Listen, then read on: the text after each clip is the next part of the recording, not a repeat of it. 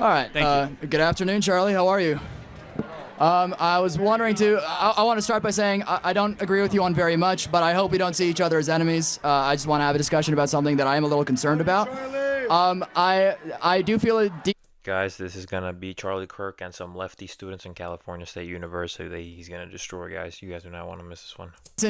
Deal of concern about the White House Faith Office, which was recently, I believe, established around February 7th to combat Christian discrimination.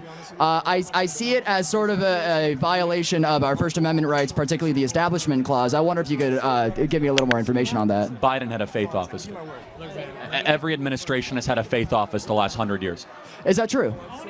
Huh. It's well, I guess I don't have a whole lot more to... A faith outreach arm, that's right. Still, I don't particularly agree with the idea that there's Christian discrimination in America. I think emboldening or establishing something that's supposed to combat Christian discrimination, which is not particularly an issue in America, I feel like it steps too close to establishing the Christian religion to not be somewhat of a violation of the First Amendment. All right, we'll just disagray on that, but thank you. Well, agree to disagree. Appreciate it. Thanks for being here. Thank you. Thank you, sir. Any disagreements, guys? We got to wrap soon. Yes, sir.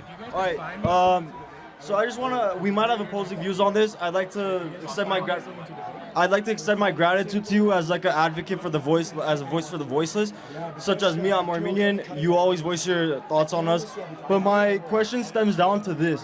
What is your position? Earlier you said you think Turkey should be kicked out of NATO for this, but I don't think countries could be just kicked out of NATO like that. So what is your position on America's involvement with NATO? Do you think we should like stem away from NATO because they're kind of leeching? I mean, if NATO is going to get us involved in this Ukrainian war unnecessarily, yes, but NATO's generally been a good thing. But why do we keep on expanding NATO? NATO is an irritant to Russia. We should not go out of our way to try and antagonize Russia. It is stupid. It is self-defeating. Yeah. It's not. Guys, I don't think some of these guys are lefties. They're wearing MAGA hats and everything. I think they support Trump, which is good. So maybe they're not all lefties, but I think it's going to get harsh soon. Good for America, period, end of story. And what we should do is we should configure all of our force and our attention against our true enemy, the Chinese Communist Party. The Chinese Communist Party is our true enemy, not the people of Russia. But moving forward, Russia and China have always enjoyed like very good relations with each other. In recent times, we've seen Trump has been trying to get closer to Putin and potentially establish a connection with Russia. Do you think that would be more economically beneficial to America as in contrast to us being with NATO? Which part? Us aligning more with Russia than we are with NATO. Well, we're not. I mean, I think that, but first of all, remember, Russia wanted to be part of NATO back in the early 2000s. There is not a good argument to overly antagonize Russia the way that we have. We should be friends with both, but like Russia is not killing Americans. Russia is not currently involved in like poisoning our youth with fentanyl, or Russia is an unnecessary enemy largely created by the U.S. security state. Yeah, 100%. Thank you. Appreciate it, man. Can I get a signed hat, please? Yeah, you bet. Thank you. Anybody any disagreements? You got an IDF search. No, he's already gone. Yeah. IDF? Yeah. Can I come? Sure. Hi, Charlie. My name is Sharifi. Wait, I have some notes real quick. Let me just pull them up. Hi, Charlie. I hope you're doing well. I wanted to start off with that I admire you a lot regarding your logic and your thoughts on wokeism. I think wokeism is very bad, especially for the minors of our country. My name is Sharifi, and I'm a proud Israeli Persian Jew. As a Zionist, I want the best for Israel, which includes bringing the hostages home. And Israel obtaining peace with its neighbors. I hope one day to see a world where Jews and Arabs can coexist in the Middle East. How can Israel obtain peace and more diplomatic ties with its neighbors surrounding them? I mean, Israel, first and foremost, has to destroy Hamas. And by the way, you know what no one's talking about is Hamas should have to do an unconditional surrender. Yes, no sir. one's not a peace deal. We need an unconditional surrender like we had in Japan. 100%. Absent an unconditional surrender, I don't believe peace is possible. Okay. You notice no one has mentioned that term, unconditional surrender? That needs to be reintroduced. Peace is not possible. You have to go to war. There is no such thing as peace. One always has to be greater than the other. We did it in World War II. We need an unconditional surrender. Okay. Thank you, Charlie. May I please have a hat? Yes, thank you. All right, have a great day. Absolutely. Anyone disagree? Can I get it signed, Yes, please? Sure. Hi there, Charlie. I just want to say I've looked up to you for many years. You're the one who got me into the conservative movement about 8-9 years ago. I really love you. And out of everyone in the conservative movement, you're the one who I feel matches my moral ideals the most. One thing I just want to ask you, as a Christian woman who wants to start a family, and I look around me nowadays, especially living in California, I'm really afraid of what my child's going to be exposed to. I live with a 6-year-old, and every time she comes home, I worry that she's playing dog, she's going to pretend to be a furry someday, or I don't know, I get scared of that stuff, honestly. What do you think is the best way to prevent our children from being influenced from those ideals and growing up with the proper Christian ideals? Even though we keep it in our household, they're still exposed to it outside. Yeah, first of all, don't send your kids to government schools. That's number one. Number two, have a very robust church life and attend church regularly. Honor God in all that you do. And also, marry a godly man that was willing to defend your kids and to wall off all of the negative, poisonous content that might come after your future children. It's very, very important. And then finally, I don't want to say leave California, but it's getting worse around you. The cultural poisons and toxins that are out there is so dreadful. It is so heavy. So that would be my piece of advice for you. Thank you so much. And if you are called to be a stay-at-home mom, that's a beautiful thing. You don't have to go into the workforce to be a godly woman. In fact, I recommend being a stay-at-home mom. It's one of the most underappreciated elements of American life. Thank you. Thank you so much. Yes. Guys, anyone disagrees? Yeah, sure. Hey, Charlie, I just want to say I'm a big fan of you, bro. I really appreciate everything. I just got a quick question, all right? What do you think of the Azerbaijan and Armenia situation? I already answered it. Oh, you already answered? Yeah, I'm on. Can I get a hat by any chance? Yeah, I'm on Armenia's side. Thank you. Yep. Yeah, I've been waiting here for like 2 hours. What's up, Charlie? So I agree that Trump's tariffs will make America rich, and I agree cutting outside spending is a good way to kind of counteract inflation. But I think there's a lot of waste and spend inside of our country, as majority California. A lot with homelessness, a lot with the fires. There's no infrastructure, there's no system here, and Californian dollars are getting wasted every day on a lot of things. Your governor's going to be out soon, buddy. Trust. What do you recommend we do to minimize that? I mean, you got to stop electing Democrats in this state, right? Boom. I mean, here in California, you guys have the highest poverty rate. You have the highest homelessness. You have the highest wealth inequality. You guys have the highest cost of living. You have the second highest home prices. And you have the highest what we call quality of life crime in the country. Break-ins, burglaries, thing of that nature. Even just fires by homeless people. What? Even just fires by homeless people. There's a lot of waste on resources that are getting sent out. And so you need to change who is running your state, and that starts with the California Democrat Party. All right. And then last question. College enrollment rate has been dropping every single year for the past few years. Education feels much less regulated, not up to date, and pretty not advanced anymore. What do you recommend if you want to get educated but don't think a college education is the best way? It's a good question. It depends on what you want to do, right? It depends on what you want to actually, For example, pursue. sorry to interrupt, but this college here has promised to raise their tuition 35% over the next 5 years. 7%. I mean, it's incredible. I'm going to be honest. In the next 10 years, we're not there yet. These colleges are going to be completely irrelevant. Absolutely. AI is going to take away 90% of the jobs, and advanced robotics is going to basically take over the world as we know it. So find something to study and be good at that AI can't do. Thank you. It's the best piece of advice I have for young people. Thank you, Charlie. Find something to be good at that AI cannot do. Thank you. It's a short list, by the way. Yeah. Because AI is getting pretty advanced, as you well know. Thank you. Yeah. Appreciate it. Yes, sir. If you guys disagree, make your way to the front. Thank you. Hi, Charlie. First, I want to thank you because you're a big reason why Trump won the election in the youth vote. So I just want to thank you for that. Now I know your stance on DEI is, no DEI based on race, religion, ideology, political beliefs, which I 100% agree with.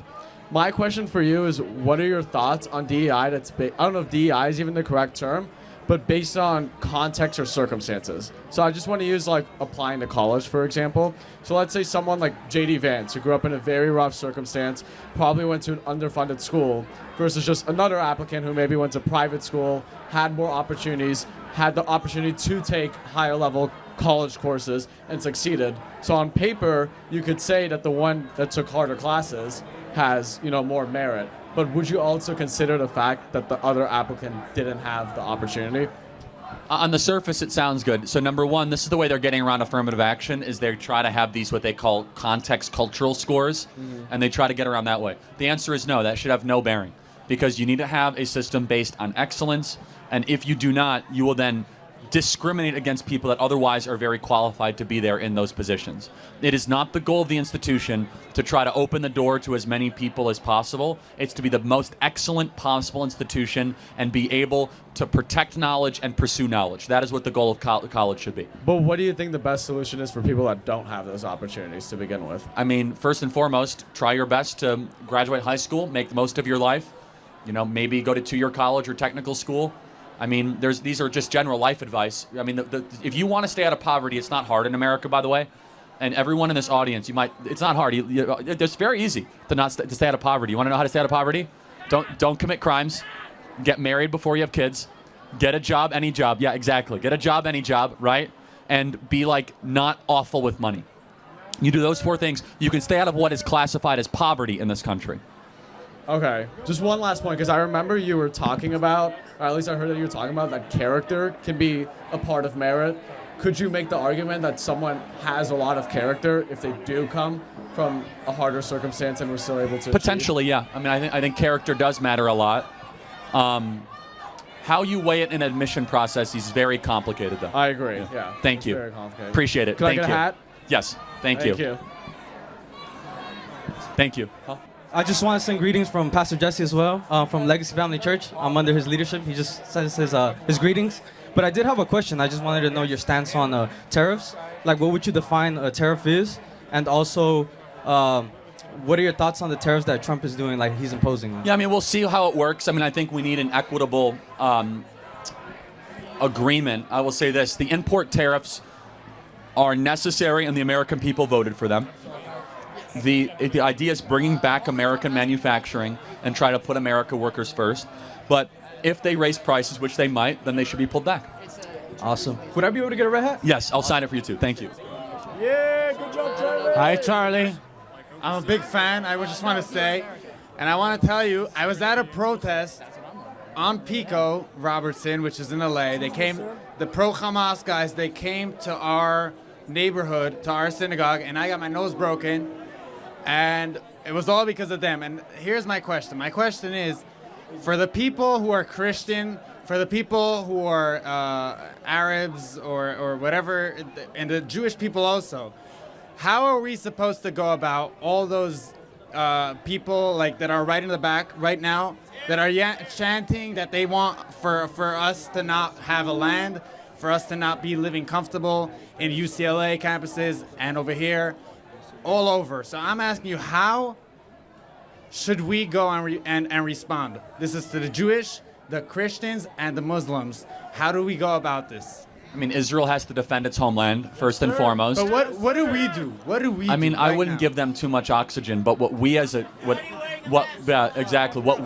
Americans need to do is, if any of them participate in flag burning or an anti-American behavior and they're on a student visa, they should be sent back to their country of origin, and they should not be going to school here in the United States of America. And let me ask you, if someone is saying, because I hear this a lot of Christians say that I'm a Christian, I'm dealing with my own problems, I don't want to be involved. Do you think that that's the right thing to say because you're Christian? No, Christians should be involved in the public square. They should be salt and light. They should be engaged in the public discussion, not just quarantined off to one area. And what about Arabs? Because they could say oh, okay, these are my people. Listen, I mean, look, they're entitled to their opinion, but it just seems as if they're taking over every European country right now, and it's very disturbing. And should we fight back?